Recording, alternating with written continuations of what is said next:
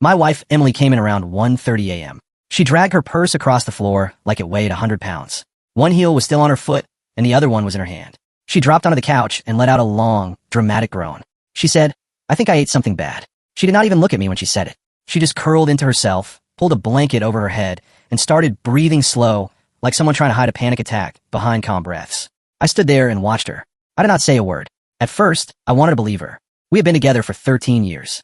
I trusted her more than I trusted my own instincts. And maybe that was my mistake. I asked what she ate. She waved her hand and mumbled something like tacos, fries, whatever.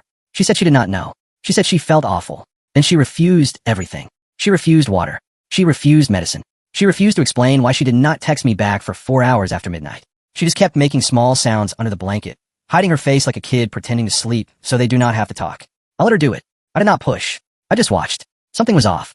And I do not mean the normal kind of off like a girl's night ran long and she drank too much and felt sick. This was a different kind of tired. The kind that comes after you do something you are ashamed of, but you are not ready to admit it. In the morning, she looked worse. Not in her body, in her emotions. Her eyes were swollen, but not from sickness. It looked like she had cried in a car before walking inside. She could not meet my eyes for more than a second. She made coffee with shaking hands. She spilled half the grounds on the counter and did not even notice. Then her phone buzzed on the table. She jumped like someone fired a gun behind her. That was the moment my stomach dropped. That was the moment I understood this had nothing to do with food. I did not say anything. I went to work. For 8 hours straight, I replayed everything. Her shaking hands. Her stiff shoulders. The way she kept touching her neck like she was checking for marks she hoped were not visible. The way she hid her face under the blanket. The way she avoided my eyes like they were a mirror she did not want to look into. Around 3 p.m., she texted me, "I am going to the clinic. I still feel awful." 2 hours later, she texted again. "They did tests. I will get results tomorrow. Do not worry." But the truth is, I was not worried about her health. I was worried about the truth she was trying so hard to bury. That night, she went to bed early. She said she was exhausted. But I saw her scrolling through her phone, deleting messages, archiving chats, turning her screen away from me. I saw her thumb moving fast, like she was cleaning up a crime scene. I did not confront her. Not yet. The next day around noon, the results came in, and she forgot one thing. We share a family email. Her phone dinged, but she was in the shower. Mine dinged too. I opened the email, expecting maybe a routine message, maybe a reminder, maybe a receipt. Instead, it was a sterile PDF filled with numbers and medical words. And inside that cold file were 2 lines that made my whole body go still. 2 lines no married man ever wants to see next to his wife's name. I did not rush to the bathroom. I did not scream. I did not even breathe for a second. I just sat at the table and read those lines again and again until the shock burned away and something colder settled in. Clarity. A hard, clean kind of clarity I did not know I was capable of. In that moment, I realized something else too. This was not a one-time accident. Not with the way she came home acting sick. Not with the way she jumped at her phone. Not with the way she hid her face like she was hiding shame. I did not forward the results to Emily. I sent them to someone else. Someone who deserved to know what her husband had been doing while my wife was out on a girls' night. When she replied, she wrote, "I need to see you tonight." And I knew everything was about to break open. I did not go home right after work. I was not ready to sit across from Emily and pretend I still believed the story about food poisoning and late-night tacos, or whatever she planned to say next. Instead, I parked my truck 2 blocks from a small cafe where the other man's wife asked to meet. Her name was Claire. I had never spoken to her before.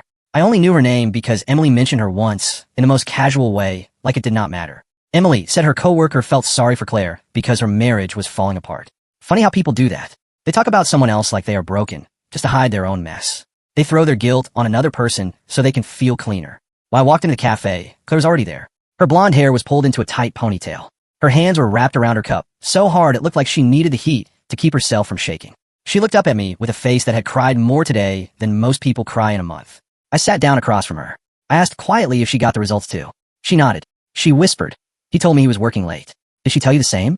I said, "Girls' night. And food poisoning." Claire let out a bitter laugh with no humor in it. It was the kind of laugh that comes out when your heart is breaking and your body does not know what else to do. For a moment, we just sat there, 2 strangers quietly bleeding from the same wound. I did not know why, but sitting across from her made everything feel more real. It was not just my wife lying. It was not just my marriage cracking. It was 2 families, 2 homes, 2 people who did not deserve any of this, tied to 2 liars who thought they were smarter than consequences. Claire pulled out her phone and slid it toward me. She said, "I want you to see something." There were photos and screenshots, rideshare receipts with times, a hotel address, a charge around 12:47 a.m. for room service, champagne, strawberries, pasta. Then there was another set of screenshots with messages. Not jokes, not friendly banter, not something that could be explained away with a smile. These messages were the kind that steal your breath. He wrote, "When she leaves, I will sneak out." Emily wrote back, No one suspects a thing. He is probably asleep. He wrote, I love you. Emily wrote, I love you too. I did not flinch. I did not curse. I did not slam the table. I did not ask useless questions that people ask when they still want to believe there is some innocent explanation. I just nodded, because I knew the truth the moment I read the test results. Claire watched me, probably expecting an explosion. A scene like in movies where the betrayed spouse throws a ring across the room and storms out. But I did not. I asked her, what do you want to do? She swallowed hard. Her throat moved like she was forcing words past pain. She said, I want him to hear the results out loud, in front of someone he cannot lie to. I did not ask if she meant. I already knew. The truth coming from his wife would hit harder, sharper, cleaner. There would be no place for him to twist it. I leaned back in my seat and rubbed my thumb across my palm slowly, like I was trying to keep my body steady. I said, she thinks she can come home tonight and act like nothing happened. She thinks I will swallow whatever story she practiced in the mirror. Claire asked, are you going to confront her? I said, not alone. Not anymore. We stayed a little longer going through details. Not because we were planning revenge, but because betrayal forces strangers to work together like soldiers. You stop being two separate lives, and suddenly you are two people holding pieces of the same ugly truth. When we parted ways, Claire gave me a small nod and said, tonight. I drove home slowly, not because I needed time to think, but because my hands would not stop trembling. Not from anger. Anger is loud. This was quiet, cold, focused. A calm that felt strange, like my body had turned into stone to survive what my mind could not accept. When I walked into the house, Emily was at the stove, stirring chicken noodle soup. The same soup she always made when she wanted to look fragile and innocent. The same kind of thing she did when she wanted comfort, without questions. She looked at me with that soft, tired face and said, hey, I am feeling a little better. The clinic said it might have just been something you ate. She watched my eyes carefully, like she was trying to see if I was playing along or mocking her. I made a small sound and acted like I accepted it. She said slowly, yeah, something like that.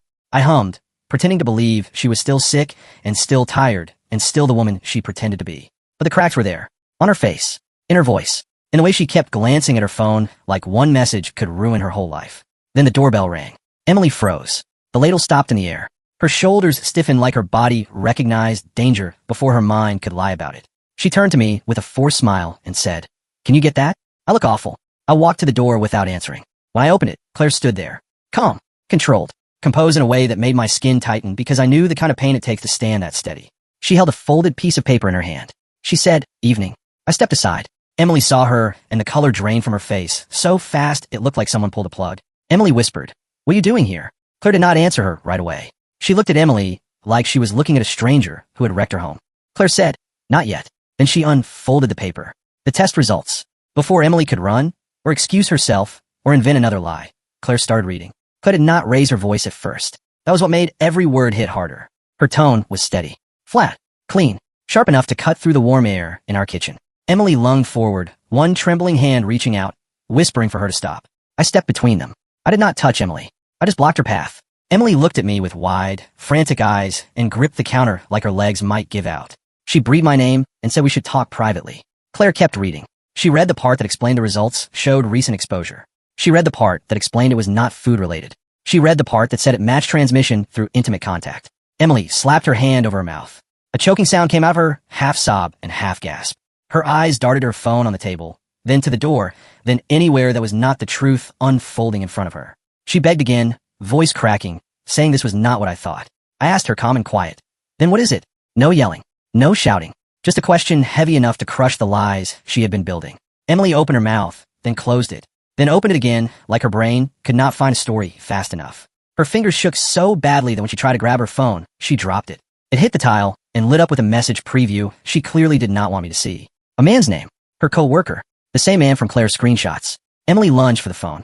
I stepped on the edge of it gently, not breaking it, not crushing it, just stopping her from hiding one more thing. Claire folded the paper and looked at Emily with a mix of exhaustion and fury that only another betrayed spouse understands. Claire said quietly, my husband got tested too. Same result. Same timeline. Same lie. Emily squeezed her eyes shut and tears poured down her cheeks. But I knew her well enough to see the difference between guilt and fear. She was not crying because she hurt me. She was crying because she was caught. She whispered, it was a mistake. Just once. I swear, just once. Claire made a small, harsh sound. She said, once? The hotel charges say otherwise. Emily took a step back like someone shoved her. She stammered, I did not think it would get this far. He told me you two were separated. Claire laughed, brittle and humorless. Claire said, separated? We were planning our anniversary trip. But sure, keep lying. You're good at it. Emily turned to me then, and everything in her face fell apart. She said, Mark, listen. I was drunk. He took advantage. I stopped her with one word, firm and final. Stop. She froze like she hit an invisible wall. For 13 years, I listened to her excuses. I smoothed over her moods. I forgave cold stretches. I ignored late returns. I ignored small changes in her tone that hinted something dark under her smile. But a man can only be blind until he chooses to open his eyes. I said, "You're not drunk. Not last night. Not weeks ago. Not at the hotel." She stared at me in silence, realizing I knew more than she wanted to believe. I said, "I saw the messages. I saw the receipts. I know how you talked to him. I know how long this has been going on." Her lips trembled. Her voice dropped to a whisper. She said, "I did not want to lose you." I said, "You lost me the moment you walked into this house and pretended you were sick." Emily collapsed into a chair and buried her face in her hands like she might drown in her own panic. For a long moment, nobody spoke. Then Claire stepped closer and placed the folded results gently on the table in front of Emily. Claire said, "I want you to understand something. This did not just destroy your marriage. It destroyed mine too. And you did not even flinch when you did it." Emily did not answer. Maybe she could not. Maybe she knew every excuse was too small now. Claire looked at me, checked her watch, and said she was done. She said, "Good luck, Mark." And then she left. When the door closed, the house felt too big, too quiet, too heavy. Emily finally looked up. Mascara smeared down her cheeks. Her voice shook as she asked, "Can we fix this? I will do anything. Therapy, counseling, whatever you want. I did not want to lose you. I did not want to lose our home." I repeated the word home because it sounded wrong coming from her. I said, "Our home? Emily, you walked out of it long before today." She shook her head fast, desperate. She said she could change. She said she would block him. She said she would quit her job. Her promises poured out like rapid-fire apologies, frantic and breathless, like she was trying to patch a sinking ship with her bare hands. I let her talk until her words broke into sobs. Then I walked to the drawer where we kept important papers. I did not pull out divorce papers. Not yet. I pulled out a blank folder and placed it on the table in front of her. I said, "You're staying at your sister's tonight." She looked at me, stunned. I said, "Tomorrow we talk about separation, and then we talk to a lawyer." Her face crumbled. She begged me not to do this. I said, "You already did." I took my keys, grabbed my jacket, and walked to the door. She called after me, voice thin and breaking. "Where are you going?" I said, "Somewhere I can breathe." I stepped outside before she could say another word, letting the cold air wrap around me like something clean after too long inside something rotten. I did not look back. Not once. And if you are still listening, subscribe. Because what happened after that night changed everything I thought I knew about loyalty, marriage, and how quietly a life can fall apart. I sat in my truck with the engine off. The street light above me buzzed and flickered, and every time it blinked, it felt like my mind blinked too, like my brain was trying to wake up from a nightmare that refused to end. I did not call my parents. I did not call a friend. I did not text anyone. I did not want comfort yet. Comfort felt like a lie I had not earned. I drove to a quiet parking lot near a small park and sat there, staring through the windshield at an empty swing set that moved slightly in the wind. It made me think about how life keeps moving even when your world stops. Around 2 a.m., my phone buzzed. It was Emily. A long message. A wall of words. I did not open it at first. Another message came in. Then another. I could feel the panic through the screen. Not panic that she hurt me, but panic that she got caught. Panic that her story was dead. I opened the first message. It was apology after apology. She said she loved me. She said she was scared. She said she did not know how it happened. She said she hated herself. She said she felt sick and ashamed. She said she would do anything. But the more I read, the more I realized something. She kept talking about her feelings. She barely talked about what she did. She talked like this was something that happened to her, not something she chose. I locked my phone and stared ahead again. At some point, I fell asleep, sitting upright, jacket still on, hands still tight on the steering wheel like I was holding on to the last piece of my old life. When I woke up, my neck ached and my eyes felt like sandpaper. The sky was gray. Morning had come like it always does, quiet and steady, like nothing in the world had changed. But everything had changed. I went to work anyway. Not because I wanted to, but because my body did not know what else to do. I walked into the building, nodded at coworkers, answered emails, sat in meetings, smiled when someone made a joke. Inside, I felt empty. It is strange how you can be sitting in a meeting talking about schedules and budgets while your marriage is dying in your chest. Around lunch, my phone buzzed again. It was Claire.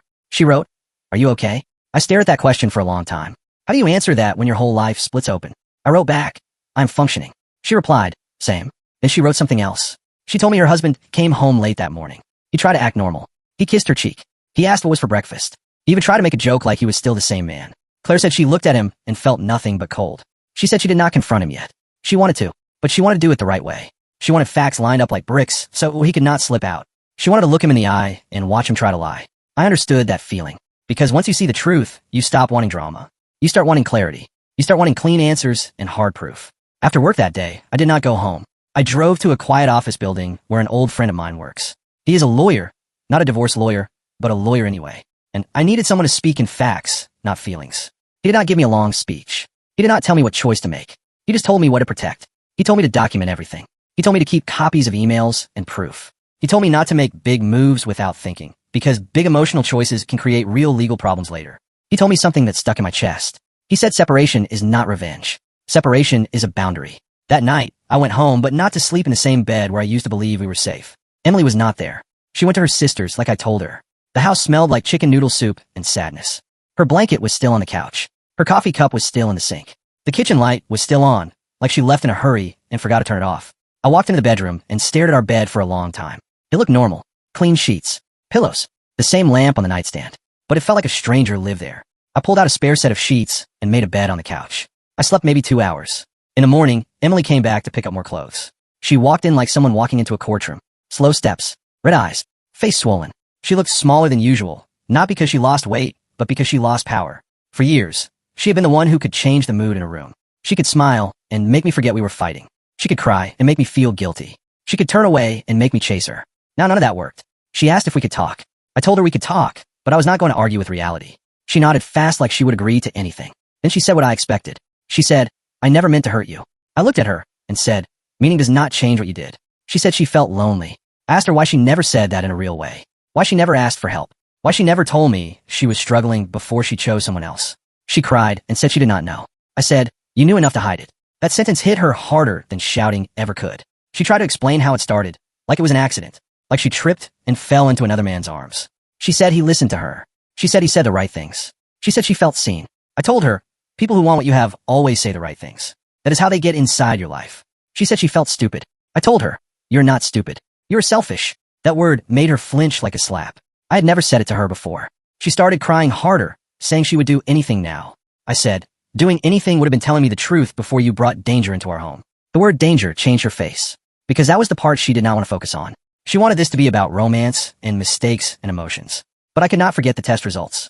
I could not forget that she came home acting sick because she was afraid. Afraid of what she caught. Afraid of what she passed on. Afraid of what her secret was doing to her body. That is not romance. That is recklessness. She asked if I hated her. I said, hate takes energy. What I feel right now is grief. She asked if I could forgive her. I said, I do not know. I'm not going to lie to make you feel better. She said she did not want divorce. I said, divorce is not a weapon.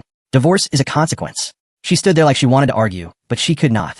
Because consequences do not care about excuses. She picked up her bag and went toward the door. Before she left, she turned back and said my name like it used to mean something safe. I did not answer. She left. When the door closed, the silence returned. But this time the silence did not feel like drowning. It felt like truth. That afternoon, I met a divorce lawyer. I did not walk in like a man on fire. I walked in like a man carrying a broken piece of glass, trying not to cut himself more. The lawyer asked calm questions. How long were we married? Any kids? Any shared property? Any major debts? Any joint accounts? No kids. A house. Some savings. Normal life stuff. Then the lawyer asked if there was infidelity. I nodded. The lawyer asked if I had proof. I nodded again and slid the folder across the desk. The lawyer looked through it slowly. The shared email. The test results. The screenshots Claire sent me. The timeline. The hotel charges. The lawyer did not gasp. The lawyer did not judge. The lawyer just said, this matters. Keep everything. Do not delete anything. Do not threaten anyone. Do not post anything. Stay calm. Stay calm. That phrase sounded almost funny because I did not feel calm inside. But I understood what calm meant now. Calm meant control. Calm meant I was not going to let Emily drag me into a messy fight that would give her space to change the story. Calm meant I could make choices with clear eyes. After the meeting, I sat in my truck and stared at my hands on the steering wheel. I thought about the man I used to be, the man who believed love was enough. Then I thought about the man I was becoming, someone who understood that love without respect is just a trap. When I got home, there was another message from Emily. She wrote that she missed me. She wrote about our wedding day. She wrote about memories like they were magic words that could erase what she did. I did not answer. I went inside and walked through the rooms like I was seeing them for the first time. The living room where we opened gifts on our first Christmas. The kitchen where she used to dance while cooking. The hallway where we once painted the walls together, laughing and making a mess that I realized something painful. The house was full of memories, but memories are not a marriage. A marriage is trust. And trust was gone. That night, Claire called me. Her voice was steady but tired. She told me she confronted her husband. He denied it at first, then admitted a small part, then tried to blame her, then cried, then begged. The usual cycle. The same cycle cheaters use everywhere, like they all read the same manual. Claire said she told him she was getting a lawyer. She said he looked shocked, like he truly believed he could cheat and still come home to comfort. She said she was done being his safe place. I told her I met a lawyer too. We did not talk long. We did not need to. We were living the same nightmare in 2 different homes. The next day, I finally agreed to meet Emily for a serious talk, not to fix anything, but to make boundaries clear. We met at the kitchen table, the same place where I read the email that changed my life. Emily sat with her hands folded, trying to look calm, but her knee bounced under the table. Her eyes kept flicking to me like she was waiting for a sudden storm. She said she wanted to explain. I said, "You can talk, but do not insult me with lies." She swallowed and nodded. She told me the affair started a few months ago. She said it began as talking at work. She said he was kind. She said he complained about his marriage. She said she felt sorry for him. She said she felt tired at home. She said we had been distant. I listened without interrupting. Not because I believed her, but because I wanted to hear how she tried to dress her choices in soft words. Then she said she ended it already. That line made me look up. I asked when. She hesitated. That hesitation told me everything. I said, "You did not end it. You got caught." Her face twisted like she wanted to deny it, but she could not. She admitted she was still talking to him. She said she planned to stop. She said she did not know how. I said, "You know how to hide it, so you know how to stop it." She started crying again and said she was scared. I asked her what she was scared of. She said she was scared of losing me. I leaned forward and said, "You should have been scared of that before you did it, not after." Then I told her what would happen next. We were separating. She would stay with her sister for now. We would not share a bedroom. We would not pretend. We would speak through text about practical things. If she needed something from the house, she would tell me first. I told her I would not fight with her. I told her I would not beg her. I told her I would not carry shame for her choices. She asked if there was any chance. I said, "Right now, the only chance is for both of us to be honest. And you have not been honest." She tried to reach for my hand. I pulled my hand back, not with anger, just with distance. She whispered, "I do not recognize you." I said, "You do. You just never thought I would stop forgiving you." That line made her go quiet. A few days later, Emily texted me saying she wanted to pick up more things. I agreed to a time when I would be home. When she came in, she walked past me like I was a stranger. She moved quickly, grabbing clothes, grabbing personal items, grabbing things that mattered to her. Then she paused near the hallway mirror. She looked at her own reflection like she was trying to see who she became. She turned to me and said, "I hate myself." I did not respond the way I used to. I did not rush to comfort her. I did not say it will be okay. I did not try to fix her feelings that I said, "That is something you have to face, not something I can carry." She cried and left again. That night, I sat alone in the living room, lights off, TV off, just listening to the quiet. At some point, I realized the quiet was not only empty, it was also peaceful. No more guessing. No more waiting for a mood. No more pretending. Just truth. Over the next week, my life turned into small tasks. Change passwords. Separate bank accounts. List bills. Print statements. Store proof. Talk to the lawyer. Plan the next steps. It is strange how heartbreak can turn to paperwork. But paperwork is what keeps you safe when emotions are trying to drown you. Claire and I texted sometimes, not like friends, but like two survivors checking the weather after a storm. She told me her husband moved into a guest room. Then she told me he tried to win her back with gifts. Then she told me he tried to blame her again, saying she was cold, saying she did not meet his needs. Claire told me she looked at him and felt disgust. She said he talked about needs like cheating was a meal he deserved. She said she reminded him that a need is not a right. I respected her for that, because it takes strength to stay clear when someone is trying to confuse you. Emily did the same thing. She tried different versions of the story each time. Some days, she said she was lonely. Some days, she said she was stressed. Some days, she said she felt ignored. Some days, she said she was drunk and did not think. Some days, she cried and said she made a mistake. Some days, she got angry and said I was being cold. But no matter what version she tried, one thing never changed. She chose it, and she hid it, and she brought the mess into our home. One afternoon, I had to go to the clinic myself. Not because I wanted to, but because I needed to protect my health. Sitting in that waiting room was one of the most humiliating moments of my life. Not because of the nurses or the doctors. Because I kept thinking I did everything right. I stayed loyal. I built a life. I trusted my wife. And still I was sitting there, filling out forms I never thought I would touch. When the doctor spoke to me, he was calm and professional. He explained next steps in simple words. He explained treatment. He explained what to watch for. He did not judge. But I judged myself. I sat in my truck afterward and stared at the steering wheel again. Then I remembered something important. This is not my shame. It is hers. I started going to therapy a week later.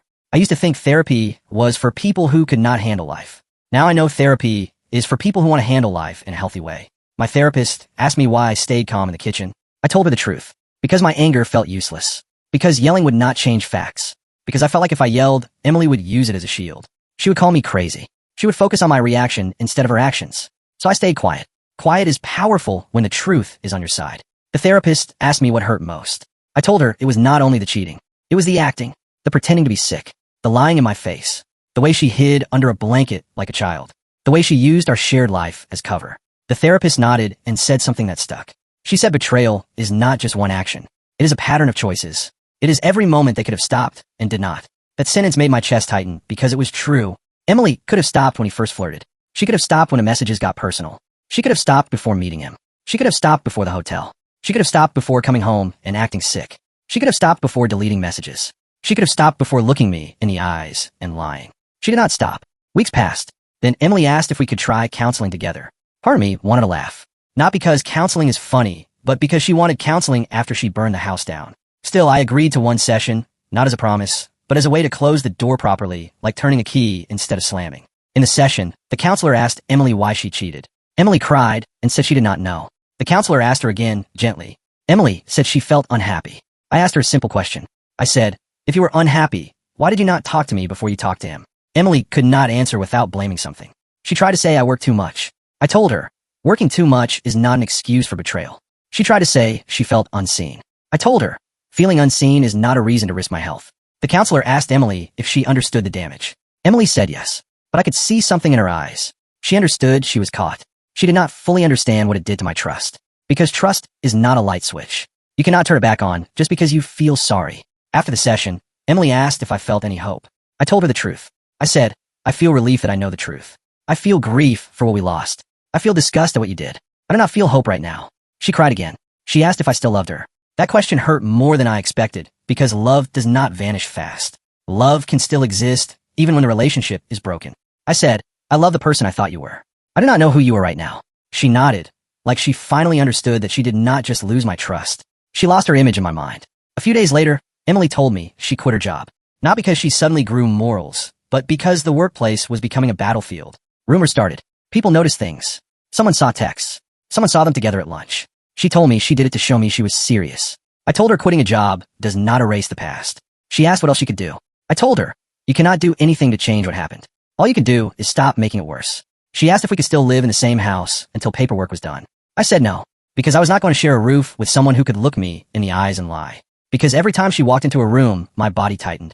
Because my home did not feel like home when she was there. So she stayed with her sister. I stayed in the house. Some nights, I slept well. Some nights I did not. Some nights, I woke up sweating from dreams where I was back at that kitchen table staring at the email again and again. But slowly, something changed. I started noticing small things I used to miss. I noticed how quiet mornings can be peaceful. I noticed how I could drink coffee without waiting for someone else's mood. I noticed how I could go to the gym and feel my body get stronger, like strength was coming back from a place inside me I forgot existed. I noticed how my friends looked at me with respect when I told them I did not scream. I did not break anything. I just chose clarity. One weekend, my brother came over. He brought pizza and sat with me in the living room. He said he wanted to ask something. He asked why I did not notice earlier. That question is painful, but it is also normal. I told him the truth. Because love makes you excuse things. Because I wanted peace. Because I thought trusting my wife was the right thing. Because I believed loyalty would be returned. Because I told myself every red flag was just stress, just work, just life. And because I did not want to become suspicious and paranoid. My brother nodded and said something simple. He said, trust is not stupidity. It is courage. She just did not deserve it. That sentence felt like a bandage on a wound that kept opening. Later that night, Claire called me again. She said her husband finally admitted the truth fully. He admitted it was not once. It was many times. He admitted they planned it. He admitted they laughed about it. Claire said the laughing part hurt most. I understood. Because cheating is bad, but mocking you while doing it is worse. Claire said she was filing for divorce. She asked me what I was doing. I told her I was close. The truth was, I still had moments where I wanted to believe Emily could become the person I thought she was. Not because she deserved it, but because my brain was still trying to hold the old life. But every time I thought about giving her another chance, I saw her face under the blanket, breathing slow like she was hiding panic. I saw her jump when her phone buzzed. I saw her eyes, swollen from crying in a car. I saw the message preview on her screen, and I remembered that she did not confess. She got caught. A month later, Emily asked to meet me again. She said she wanted to talk without lawyers, like we used to talk. She said she wanted one last chance to explain. We met in a public place, a quiet coffee shop, because I did not want her in my house, and I did not want her tears in my kitchen again. She looked tired. She looked older. She had lost that bright energy she used to carry like perfume. She said she was sorry again. I did not interrupt. Then she said something new. She said, I think I sabotaged us because I did not feel good enough for you. That line surprised me. Not because it excused anything, but because it felt like the first time she was looking inward instead of blaming the world. I asked her what she meant. She said she watched me build my career. She watched me stay steady. She watched me stay loyal. She said she felt like she was not growing the same way. And instead of working on herself, she escaped into attention from someone else. I listened. I believed she might mean it. But meaning it now does not change choices then. I told her, you did not just sabotage us. You endangered me. You lied to my face. You came home and acted sick, so I would not ask questions. That is not a mistake. That is a plan. Her eyes filled with tears again. She asked what I wanted. I said, I want peace. I want honesty. I want to stop living inside your lies. She asked if divorce was final. I said, I'm moving forward with it. She sat back like she lost the last piece of air in her lungs. She whispered, "I ruined everything." I said, "Yes, you did." Then I stood up. Before I left, I said one more thing. I said, "I hope you become a better person, but I do not want to be the one who waits while you learn how." I walked out. I did not look back. A week after that, Emily tried a different approach. She got angry. She texted me late at night, saying I was cold, saying I was punishing her, saying I was acting like I was perfect. I did not argue. I replied with one line. I said, "I am not perfect. I am faithful." She did not respond. That silence told me she finally understood there was no story that made her look clean. As the divorce process moved forward, I learned things I never wanted to learn. I learned how to list assets. I learned how to split accounts. I learned how to talk to a lawyer without letting my voice shake. I learned how to read legal documents without feeling like I was reading my own death certificate. I learned that grief comes in waves, and sometimes the wave hits you in the middle of a grocery store aisle when you see your favorite cereal. I learned that anger can show up late, quietly, when you're washing dishes and suddenly you remember a detail, like how she did not even look at you when she said she ate something bad. I learned that healing is not a straight line. Some days you feel strong. Some days you feel like you were back at the start. One night, I found an old photo album in the closet. It had pictures from our early years. Trips, holidays, smiles. I sat on the floor and flipped through it slowly. For a moment, I missed her so badly my chest hurt. Then I realized I was not missing who she is. I was missing who I thought she was. That is a different kind of loss. A loss of an idea. A loss of a dream. I closed the album and put it back. Not because the memories were fake, but because they were not enough to build a future on. Later, Claire texted me something that made me pause. She said, "I keep thinking about how calm you were. How did you do that?" I thought about it before replying. Then I told her the truth. I said, "I did not stay calm because I was strong. I stayed calm because I finally understood that the truth was louder than anything I could shout." Claire replied with a single word. Same. Months passed. The divorce moved forward. Emily stopped texting as much. I think she realized her words did not work on me anymore. She tried to be friendly sometimes, like we could still be close. I did not bite. She tried to be sad sometimes, like her pain should make me soften. I did not bite. She tried to be angry sometimes, like she could push me into a fight and then call it equal. I did not bite. I kept choosing quiet. I kept choosing clean decisions. I kept choosing reality. One evening, the lawyer called and said the paperwork was ready. I sat at my kitchen table again, the same table where I read the email, and I signed documents with a pen that felt heavy in my hand. When I finished, I stared at my signature. It looked like mine. But the man writing, it was not the same man from before. That man believed love was enough. This man knew love must come with respect, honesty, and safety. After the documents were signed, I drove to the park again, the same place I sat on that first night. The swing set was still there. The trees were still there. Life was still moving. I sat on a bench and breathed in cold air, slow and steady. I thought about what I lost, and I thought about what I gained. I gained truth. I gained boundaries. I gained a chance to rebuild my life without lies. And I gained a hard lesson that I will carry forever. Sometimes the person who hurts you the most is the person you trusted the most. And sometimes the only way to survive that is to stop begging for the old version of them and start protecting the version of you that still wants to live. If you're still listening, subscribe, because the part after this is where I learned what healing really looks like. Healing is not a sudden moment where you feel fine again. Healing is waking up and choosing yourself, even when it hurts. Healing is going to work while your heart is broken. Healing is eating meals alone and not calling it lonely, but calling it peaceful. Healing is learning to sleep without listening for someone else. Healing is not checking a phone for messages that might destroy you. Healing is laughing again and feeling surprised that you can. Healing is seeing a couple holding hands in a store and not feeling jealous, but feeling hopeful that love can be real when it is honest. And healing is understanding this final truth. The night Emily came home acting sick, I thought my life was ending. But it was not ending. It was waking up. And once you wake up, you cannot go back to sleep.